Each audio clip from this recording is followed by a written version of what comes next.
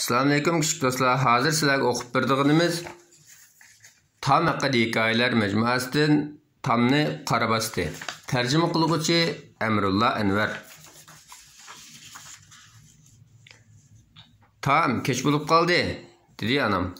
Uxlaydigan vaqting bo'ldi. Bo'l, uxlash kiyimingni almashtir. Ondan seni suyib qo'yay.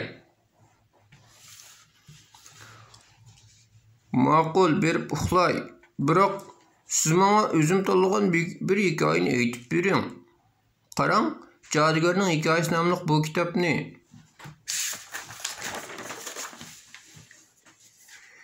Anam karvatda o'ltirib hikoya aytishga boshladi. Bu bir jodugarning hikoyasi bo'lib, u supurgiga minib osmonda uchchoqlaydi ekan. Men sal qo'rqdim, biroq men bu xil tuyg'uni yaxshi ko'ratdim. Bu jodugar nihoyat sat bo'lib, yuz ko'zini müdür-çudur qaplagan, inkiriyani saqal bar ekan. Gap qilganda og'zidan char paqa sakrab chiqdi ekan. Hikoyada u boshqalarga ofatli elib keldi ekan. Biz o'qigan qo'shmaydi. Hikoya tugab uxlamoqchi bo'ldim. Anam meni suyib qo'yib, chirog'ini o'chirib chiqib ketdi. Derazaga qarasam, parda xuddi odam bordekli midirlayotdi. Jodugar keldim ya.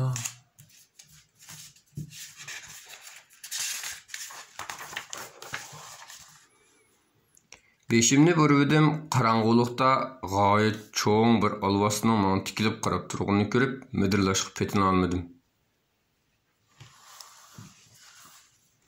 Men barg'ansir qo'rqib, yig'lab tashladim.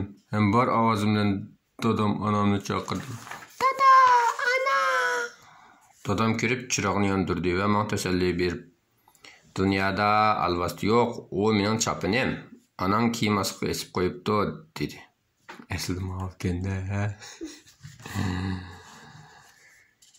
U derizini etib o'tgach, koridordan kirgan shamol pardani medaltib o'tibdi, dedi. Men xotirjam bo'lib, dadamni suyib qo'ydim.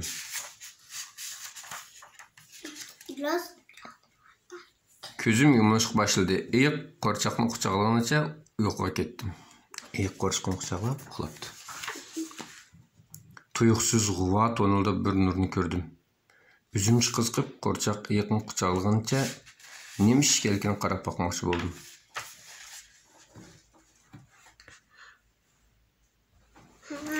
Men bir önkürning ichiga kirdim. Önkürde u yoqdan bu yoqqa sakrab yurgan paqalar va nurg'un g'alati butilklar turibdi. Men ustalning yoniga keldim. Bir tal paqa og'zi yo'g'on bir butilkning ustida menga qarab turibdi. U kulganda qiladi. Dastlab ig'ir tiniq ovozi, orqadan zil-kilk ovoz anglandi. Keyin burildim. Qutqizinglar, jodugar! Rostli jodugar ekan, u nima degan sat? U yana kimni tutmoqchi bo'ldi, men tutqizmadim. U sovuq kulgunicha meni qo'ltiqqa qisib, qaynab turgan qozonga tashlamoqchi bo'ldi. U o'zining bo'jan go'shi yeyishga amroq kelkin dedi. Men vaqirdim, biroq hech kim ovozimni anglamadi.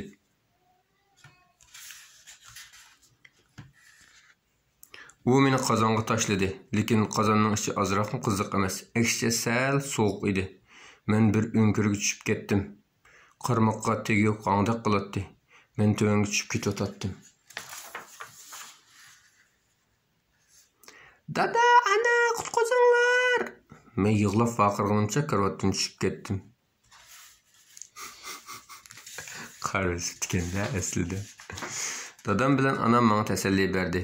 Anam meni qara bosqanligini aytdi. U yana menga dunyoda jodugar yo'qligini, jodugar faqat hikoya, kitob va kichik bolalarning tasavvurida bo'lganligini aytdi. Men cho'ng karvatda yotmoqchi bo'ldim. Onam menga, "U bizning karvatimiz, sen o'zingning karvatida uxlashing kerak", dedi. Men onamga yepishib oldim. U menga naqsh aytib berdi, o'zimni xeyli yaxshi bo'lib qolgandek his qildim. Bizlar Qur'on o'qib turibmiz-ku. Oyatul kursini o'qib bersak uxlab qolsizlar-ku sizlar. Shunga kechda yetishdim burun. Ayatul Kürsü'ni, Kul huvallahu ahadni, Kul a'udhu bi rabbil falaqni, Kul a'udhu bi rabbin nasni o'qib yazsanglar qarab basmaydi ma'qulmi? Keyin apam mening yanımda qo'limni tutib yotdi. Kecha nihoyat jimjit edi. Men asta-asta uyquga ketdim. Endi qo'rqmayman. Qarim basmaydi. Sizlar uxlaganda ashtaq bismillah deb yazsanglar, pokiz yazsanglar qarab basmaydi ma'qulmi? Xo'sh, Allohga omonat.